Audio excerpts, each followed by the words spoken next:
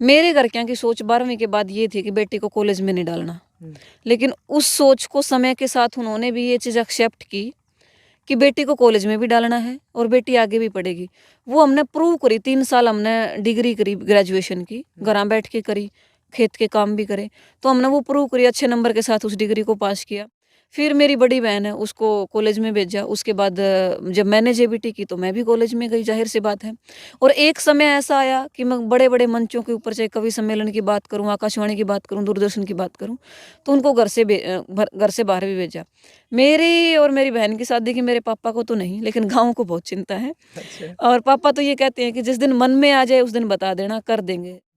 मैं हमेशा हर एक मन से एक बात बोलती हूँ। एक तरीका होता है सोशल मीडिया यूज़ करने का, कि नंगा नाच नचावण ते कदे नाम नहीं होता, और भले घरां की छोरी का यो काम नहीं होता। नाम कैसे होता है कि जे नाम करना है तो अच्छे काम करो, लोग तो हमने एक्सेप्ट करेंगे, पहले तुम लोगों की सोच का सम्मान करो। इसीलिए मैं हाथ जोड़ के रिक्वेस्ट करूंगी कि अपना हरियाणा इतना बदनाम नहीं था जितना इंस्टाग्राम, फेसबुक और यूट्यूब ने बना दिया।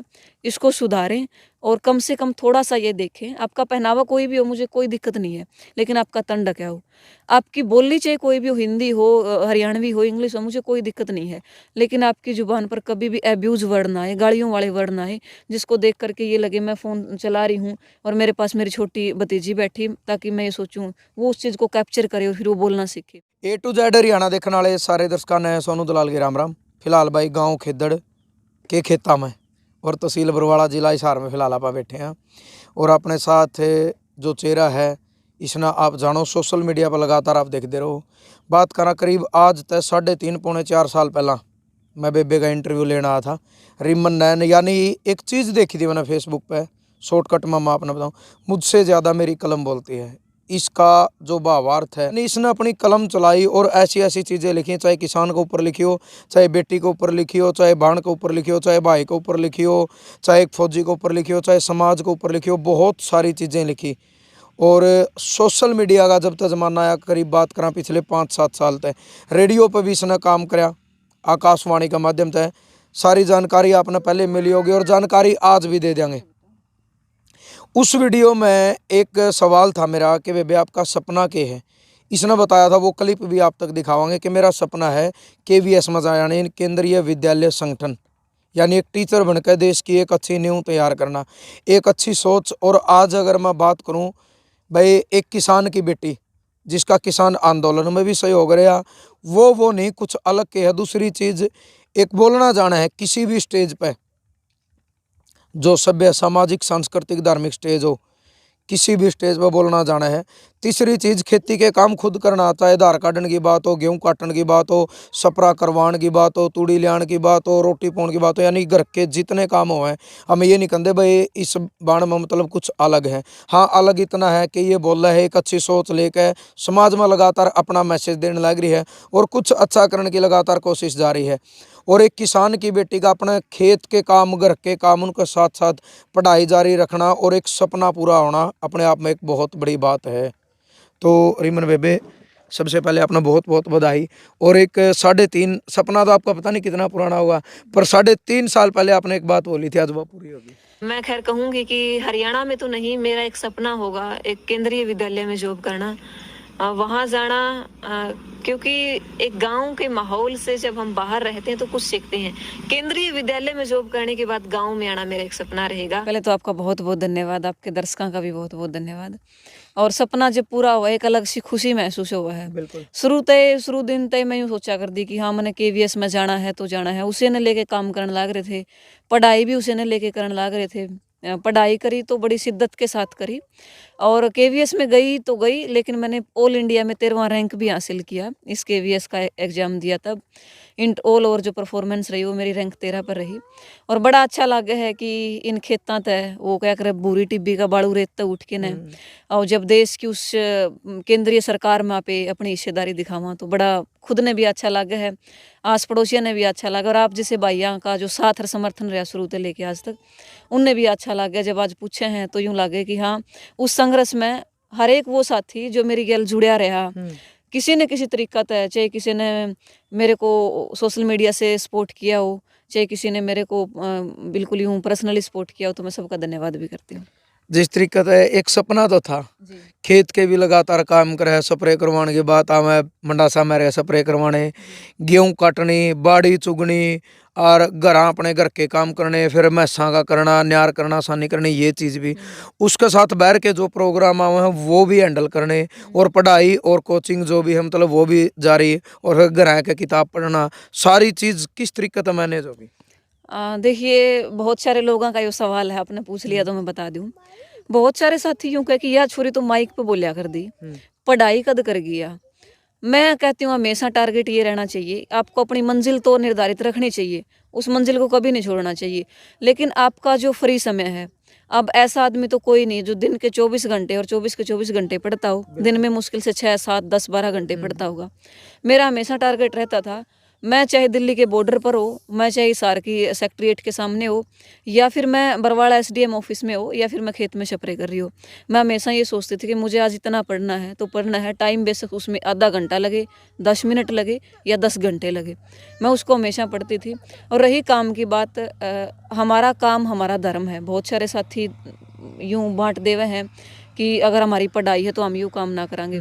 मैं बता दूं, आपने 3 महीने कपास का सीजन चल रहा है, 3 के 3 महीने में मेरी माँ के साथ जोड़ी करके कपास चुगू हूँ। पीछे एक हफ्ता पहले, अब तो चलो वही बात है, 2 दिन में गेहूं का काम निपट जावे है। हमने आज तक गेहूं भी काटी है, सरसों खड़ी है वो भी काटी, इसी बात नहीं, अब भी जब घर हाँ वहाँ तो करा हाँ सारे काम। तो जो बंदा काम न कर्म मानेगा, काम न अपना धर्म मानेगा, उसने कोई भी परिस्थिति नहीं पछाड़ सकती, मेरा ऐसा मानना है। जिस तरीके से ऑल इंडिया में 13वां रैंक आया, तो मैं ये कह सकूँ खुशी, केवीएस की तो खुशी थी ये, डबल ट्रिपल या मतलब किस तरीके से एक अलग फीलिंग आई 13वां रैंक की? बहुत अलग आई, क्योंकि केंद्रीय विद्यालय संगठन एक ऐसा संगठन है जो पहली पोस्टिंग कभी भी होम स्टेट में नहीं देता। और मैं बड़ी लकी मानती हूँ कि इस रैंक के कारण मुझे होम स्टेट मिला, और सिरसा में आजकल मैं अपनी सेवाएं दे रही हूँ। और जब रैंक के साथ जब हम कोई भी उपलब्धि हासिल करते हैं, तो मैं ये मानती हूँ ये उन लोगों को जवाब है जो ये कहते हैं। मैं जब भी घर से गांव से निकलती थी, मुझे बहुत सारी चीज़ें सुनने को मिलती थी, कुछ नहीं टांगा है जोड़ा कड़का ऊपर और घर तले कट जावा, माइक पर बोल के सांझ न उल्टी घर आ जावा है। मैं और बड़े भाई साहब हैं एक अपने अभिमन्यु कुहाड़, वो हमेशा मेरे को एक सीख देते थे, एक बात कहते थे, रिमन लोगों को जुबान से जवाब कभी मत दो, हमेशा काम से दो। और मेरे काम ने वो बखूबी जवाब लोगों को दिया। और आज मेरे गांव की 5-7 लड़की, तो मैं यूँ कहूँ कि ऐसा सोचती होगी कि भाई अगर वाह लड़की इतना बिजी शेड्यूल में तो पढ़ाई की खातिर टाइम निकाल सके, पेपर को क्लियर कर सके, इंटरव्यू में अच्छी परफॉर्मेंस कर सके। मैं अपना बता दूं, मेरे इंटरव्यू के अंदर मार्क्स 60 में से 58 लगे हुए हैं। तो कम से कम उनके मन में ये होएगा कि आप भी कुछ भी कर सकते हो। और पढ़ाई यदि शिद्दत के साथ करी जाओ, कोई भी काम हो, पढ़ाई पढ़ाई नहीं। एक किसान बीज बो देगा और उसमें पानी नहीं देगा तो वो फसल नहीं होएगी। और एक किसान बीज बोवेगा और परमानेंट उसकी देखभाल करेगा तो वह फसल भी अच्छा मुनाफा देगी।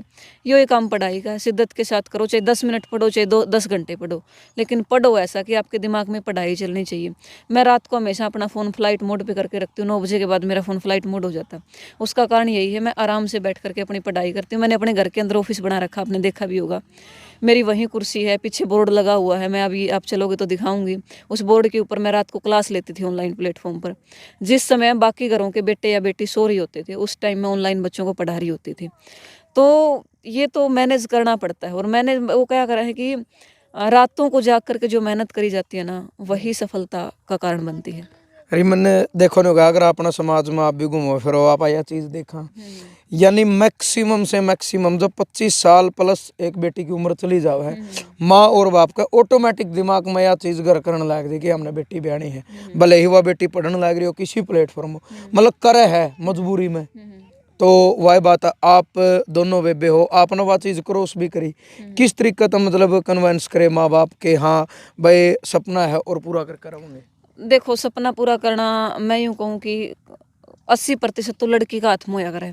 मेरे घर क्या की सोच 12वीं के बाद ये थी कि बेटी को कॉलेज में नहीं डालना। लेकिन उस सोच को समय के साथ उन्होंने भी ये चीज़ एक्सेप्ट की कि बेटी को कॉलेज में भी डालना है और बेटी आगे भी पढ़ेगी। वो हमने प्रूव करी, 3 साल हमने डिग्री करी, ग्रेजुएशन की, घर बैठ के करी। खेत के काम भी करे। तो हमने वो प्रूव करी, अच्छे नंबर के साथ उस डिग्री को पास किया। फिर मेरी बड़ी बहन है, उसको कॉलेज में भेजा। उसके बाद जब मैंने जेबीटी की तो मैं भी कॉलेज में गई, ज़ाहिर सी बात है। और एक समय ऐसा आया कि मैं बड़े-बड़े मंचों के ऊपर, चाहे कवि सम्मेलन की बात करूँ, आकाशवाणी की बात करूँ, दूरदर्शन की बात करूँ, तो उनको घर से बाहर भी भेजा।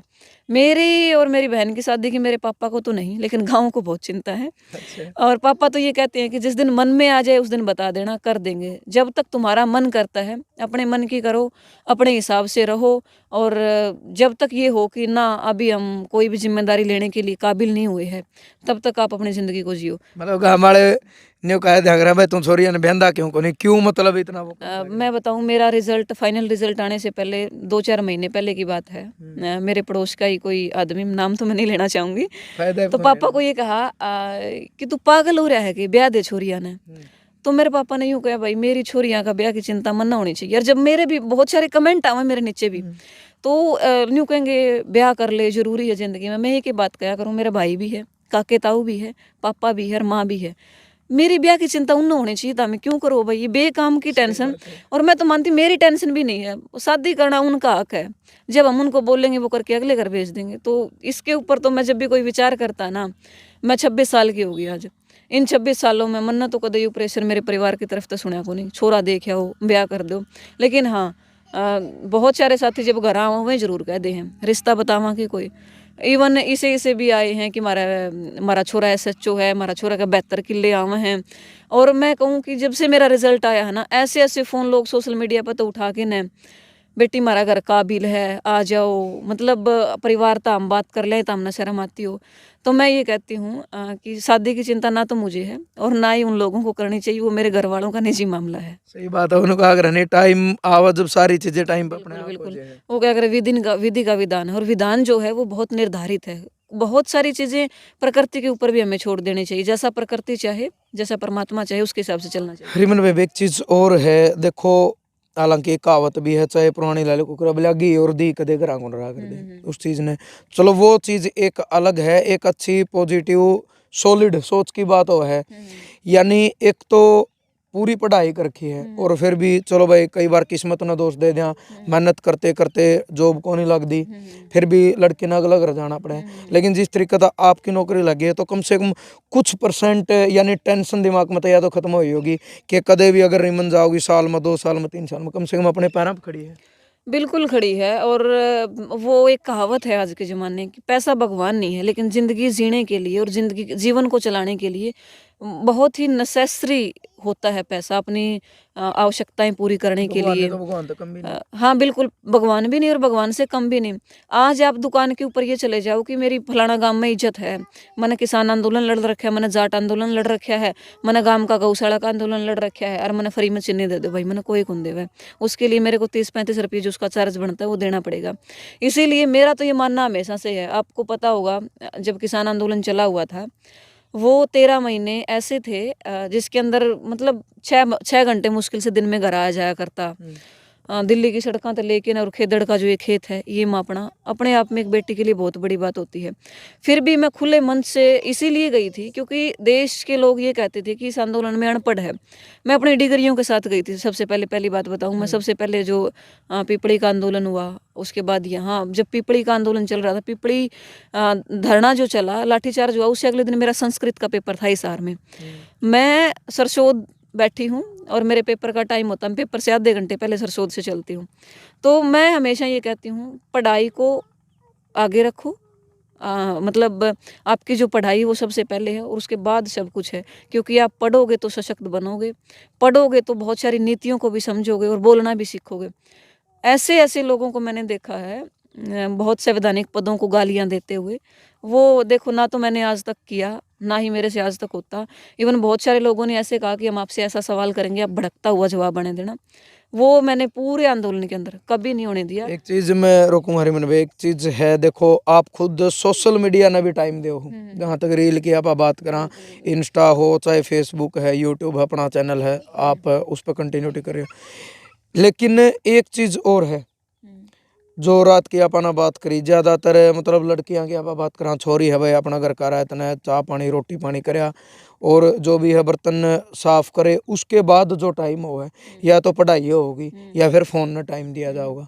तो मतलब इस फ़ोन ने टाइमिंग की आप बात करा तो किस तरीके से मैनेज कर सकें, क्योंकि देखा हाँ भाई ज़्यादातर हैं आजकल माँ बाप दे दे हैं, छोटे बालका ने भी दे दे हैं, छोरियाँ द्वारा कुदरती +2 के बाद ऑटोमेटिक फ़ोन है। और इस फ़ोन ने मतलब मामला इतना भी बिगाड़ दिया कि पढ़ाई की तरफ ना जाके सोशल मीडिया पे खुद न पता नहीं होता लड़कियां ने कि के करने लग रही हो। मैं अकेली लड़कियां दोष नहीं दे रहा, लेकिन आप एक लड़की हो इसलिए एक लड़कियां के बारे में एक सवाल कर रहा हूँ कि कुछ सोशल मीडिया तो बचा किस तरीके से जाओ, टाइम दे के भी किस तरीके से बचा जाओ। देख मेरा क्या है, मेरा फ़ोन पता नहीं मतलब 10-10 12-12 मिस कॉल आ जाती, 100-100 मिस कॉल भी इकट्ठी हो जाती, मैं तब तक नहीं संभालती। मेरा सोशल मीडिया यूज़ करने का जो तरीका मैं आपको बताती हूँ, मैं शाम को सिर्फ 1 घंटा अपने सोशल मीडिया को देती हूँ। मैं पूरी पोस्ट को शेड्यूल करके सोती हूँ शाम को। मैंने रात को वीडियो एडिट की, फ़ोटो एडिट किए, डाले, शेड्यूल किया और मैं फिर पूरे 12 घंटे फ़ोन को मैं फ़ेसबुक को तो खोल के यही नहीं देखती, ना मैं इंस्टा को देखती। कुछ एप्लीकेशंस ऐसे जो मैंने डाउनलोड कर रखे हैं, पोस्ट को शेड्यूल किया और मैं बिल्कुल पूरा दिन फ्री रहती हूँ। इवन यूट्यूब का तो ऐसा होता है, मैं 1-1 महीने की पोस्ट को शेड्यूल कर देती हूँ। फिर मुझे 1 महीना उस यूट्यूब को देखने की ज़रूरत नहीं होती। आप जैसे भाइयों को ये लगता है कि कंटिन्यूटी बनी होती है, सारा दिन फेसबुक पर बैठी रहती है। और जो दूसरी बात आपने कहा कि सोशल मीडिया के कारण आज क्या थे और हम क्या हो गए। मैं हमेशा हर एक मन से एक बात बोलती हूँ, एक तरीका होता है सोशल मीडिया यूज़ करने का कि नंगा नाच नचावण ते कदे नाम नहीं होता और भले घरां की छोरी का यो काम नहीं होता। नाम कैसे होता है कि जे नाम करना है तो अच्छे काम करो, लोग तो हमने एक्सेप्ट करेंगे, पहले तुम लोगों की सोच का सम्मान करो। बहुत सारे साथी यूँ कहते हैं कि अच्छा न लोग देख के राजी को नहीं। मैंने अच्छा दिखाया, आपने भी देखा होगा। मैंने आज तक ऐसी कोई वीडियो नहीं बनाई जिसके लिए आप लोगों को वॉल्यूम कम करनी पड़े। उसका एक कारण है, लोगों ने बेशक से मेरे को 7 साल लगे इस मुकाम पर आने में, लेकिन लोगों ने 7 साल बाद ही सही लेकिन एक्सेप्ट किया। आज 6.25 लाख मेरे फॉलोवर फेसबुक के ऊपर हैं, करीब 1.5 लाख फॉलोवर सब्सक्राइबर मेरे यूट्यूब के ऊपर हैं, 3 लाख फॉलोवर मेरे इंस्टाग्राम के ऊपर हैं। तो लोग आपको देखेंगे, लोग आपको सुनेंगे, लेकिन प्रयास करो। और मैं तो खासकर उन माँ-बाबुओं से कहना चाहूँगी जो अपने बेटियों को हाईवे के ऊपर नचा देते हैं, खुद वीडियो बनाते हैं, चलती गाड़ी से। अब हम उन लोगों से क्या उम्मीद कर लें कि उसका बेटा या उसकी बेटी कुछ नहीं मतलब ऐसी घटना उनके साथ नहीं घटित होगी, जो चलती गाड़ी में वीडियो बना देते हैं। ऐसे-ऐसे गानों पर बाबू उस चीज़ को रिकॉर्ड कर रहा होता है, बेटी उसके ऊपर नाच रही होती है। मैं इन चीज़ों के बहुत खिलाफ हूँ, थी और हमेशा से रहूँगी। मेरी कई बार बहस हो जावे, लेकिन साल 2 साल पाछे फिर उन लोगों ने ये पता चला कि हाँ, वो बात तो ठीक थी, लेकिन मेरी थोड़ी-सी ज़ुबान इस मामले में कड़वी है। मैं मतलब एट ए टाइम बोल दिया करूँ जो चीज़ मने माड़ी लागे। इसीलिए मैं हाथ जोड़ के रिक्वेस्ट करूँगी कि अपना हरियाणा इतना बदनाम नहीं था, जितना इंस्टाग्राम, फेसबुक और यूट्यूब ने बना दिया। इसको सुधारें और कम से कम थोड़ा-सा ये देखें, आपका पहनावा कोई भी हो मुझे कोई दिक्कत नहीं है, लेकिन आपका तन ढका हो। आपकी बोली चाहे कोई भी हो, हिंदी हो, हरियाणवी हो, इंग्लिश हो, मुझे कोई दिक्कत नहीं है। लेकिन आपकी ज़ुबान पर कभी भी अब्यूज़ वर्ड ना आए, गालियों वाले वर्ड ना आए, जिसको देख कर के ये लगे मैं फ़ोन चला रही हूँ और मेरे पास मेरी छोटी भतीजी बैठी, ताकि मैं ये सोचूँ, वो उस चीज़ को कैप्चर करे और फिर वो बोलना सीखे। मैं इन चीज़ों के बहुत खिलाफ़ हूँ और ये एक ऐसी मुहिम चलनी चाहिए, ऐसी मुहिम हमें हमें और आपको मिलके चलानी चाहिए कि गलत को देखो ना भाई, जो भी देखो रिपोर्ट करो, ब्लॉक करो, कुछ भी करो, गलत चीज़ें बननी बंद हो जाएँगी। चलो बहुत सारी बात करी रिमन भाई, लास्ट में एक चीज़ और पूछांगे, केवीएस में आपका सिलेक्शन भी हुआ, सिरसा आपकी ज्वाइनिंग हाँ होगी, जी। यानी एक नया जीवन का इसका उस जगह का उस जीवन की शुरुआत हुई है, के मकसद लेकर आपने शुरुआत करी है? मकसद यही है, छोटे-छोटे बच्चे हमारे पास आते हैं जिनको ये भी नहीं पता कि किस रिश्ते का क्या मतलब होता है, किस वर्ड का क्या मीनिंग होता है। यही है उनके लिए, हमारे अंदर यदि 100% ज्ञान है तो हम उनको 101% देने का प्रयास करें।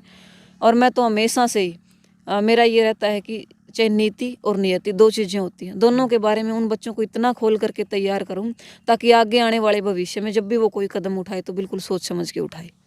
और जो बच्चे हैं जिस तरीके का आप चाहवा देखा भाई आजकल स्कूलों में तो वो चीज़ खत्म हो गई, यानी एक न्यू का अगर नहीं टीचर का डर खत्म हो गया, कुछ सरकार के कानून ऐसे है कि भाई मार नहीं सकते वो नहीं कर सकते, पर फिर भी यानी वो प्योद है जिस तरीके का आप तैयार करा। लेकिन किस तरीके की आपकी सोच रहेगी कि भाई उन बच्चों में मैं किस तरीके के संस्कार डालूं? संस्कार यही है, जहाँ भी उनको ये लगे कि ये बात देश के हित में है, उसका समर्थन करें, लगे अहित में है, उसका प्योरली विरोध करें। जैसी मेरी सोच रही है, मैं आज भी ये कहती हूँ, मुझे इस चीज़ का कतई डर नहीं है कि मैं आज कहाँ खड़ी हूँ, मैं किस मैं कहाँ पर जा रही हूँ। मैं बस यही कहूँगी, मेरे द्वारा पढ़ाए गए बच्चे कभी भी देश का अहित ना करें, वो एक अच्छे नागरिक बने। सबसे पहले वो डॉक्टर या फिर आर्मी ऑफिसर या फिर ये चीज़ें बाद में बने, लेकिन सबसे पहले अच्छे नागरिक बने और देश के भविष्य में वो सोचते रहें। अपने घर जा कर के भी ये चीज़ें बताएं।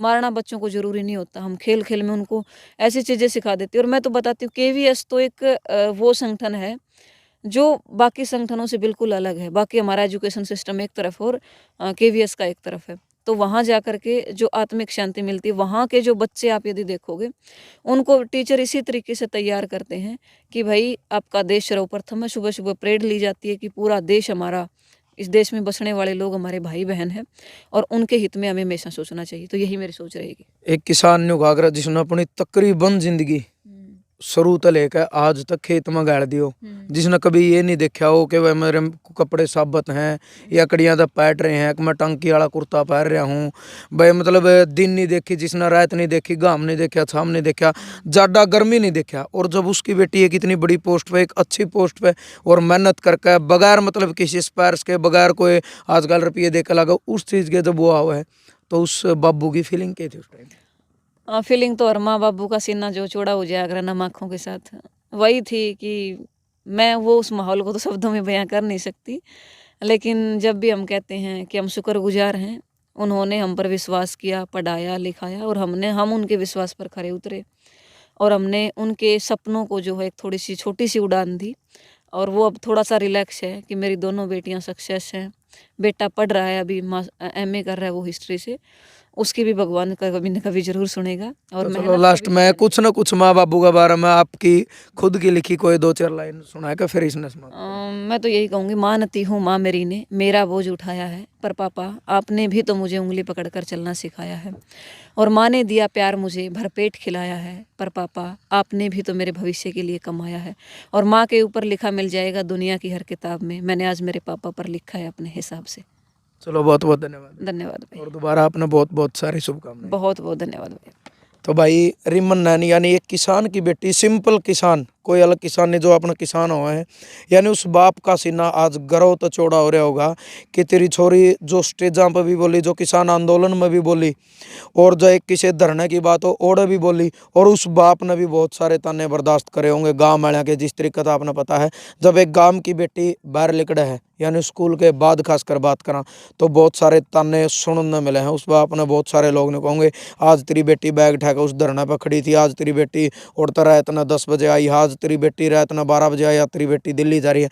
इस तरीके के ताने सुन सुन के यानी उस बाप का जो हृदय किस तरीके का हो जाए है। लेकिन सबसे बड़ी चीज़ आगरा कि माँ बाप ने अपनी औलाद पर भरोसा होना चाहिए और उस औलाद ने कुछ भी काम करने वाला न्यू पता होना चाहिए कि तेरे माँ बाप हैं। और न्यूगा करनी जिन जैम का पैड़ पोस के इतने बड़े कर दिए, उनकी इज्जत तो बड़ा कुछ भी नहीं होता। तो यानी एक कैस कहाँ आज एक यू मोटिवेशनल इंटरव्यू लगा लो और एक वो कहानी यानी कहानी कह लो, यानी एक भविष्यवाणी कह लो और एक सपना कह लो, आज वो सही सच साबित होया। जिसकी आज तकरीब 3.5 पौने 4 साल पहला सोशल मीडिया पर आपने लाइन सुनी थी और बड़ा मजा हुआ है, बड़ी खुशी हुआ है, बड़ा गर्व हुआ है कि आज एक किसान की बेटी जो घर का, खेत का, बैर का, पढ़ाई का 4-4 5-5 काम करके और सोशल मीडिया पर एक अच्छी दिशा में अपना नाम कमा के उसके बाद जब सरकारी नौकरी लग गए तो भाई उसका मजा ही न्यारा है। तो इंटरव्यू पूरा आपने सुना, तमाम जो बातें सुनी, इसमें आपका क्या कुछ मानना है? आपके सोच विचार, आपकी जो प्रतिक्रिया हमेशा की तरह एक सभ्य कमेंट के माध्यम से आपने जरूर देने हैं। और सोशल मीडिया पर रिमन नैन भरोगे तो इतना ही काफ़ी है, आप कहीं भी किसी प्लेटफॉर्म पे तो आप सुन सको। बहुत सारी ऐसी कविताएं हैं, मतलब हर चीज़ पर जो मैंने पहला बताई थी, जो खुद लिखी हैं, रेडियो यानी आकाशवाणी के प्रोग्राम में इन्हें काम करे है। तो यानी एक बचपन की शुरुआत तले लेकर मेहनत और ज़िंदगी के साथ एक संघर्ष और बहुत ज़्यादा जद्दोजहद करके और उनका अगर भाई पढ़ना, गिरना, उठना, उसके बाद गिर गया फिर उठना, उस चीज़ का मज़ा न्यारा होया करे है। तो ज़रूर आपने वीडियो शेयर करनी है, अपने विचार आपने ज़रूर देने हैं। जय जवान जय किसान।